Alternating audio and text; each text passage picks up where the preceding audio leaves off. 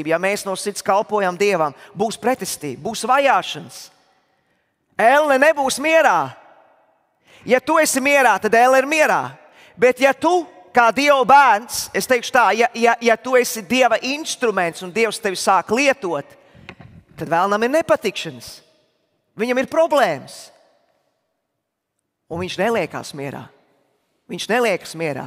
Ja viņš redz, ka ir kāds, kas ir piedzimis no augšienes, viņš dara visu iespējamo, lai viņu apklusinātu. Amen.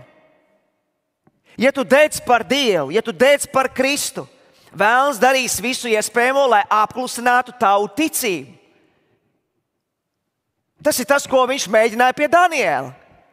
Viņam likās, ka tu lauva bedrē ar viņu būs cauri, tur viņa dzīve beigsies. Viņa dzīve tur nebeidzās. Ja Dievs bija ar Danielu kopā, tajās situācijās, kad Dievs viņam deva īpašu gudrību izskaidrot sapņus, bija kopā ar valdniekiem. Iedomājieties, kāda privilēģija. Kāpēc, lai Dievs nevarētu būt kopā ar viņu laubedrē? Arī tur, tajā ielējā, tajā nezināmajā, Dievam nekas nav neiespējams. Dievam nekas nav neiespējams.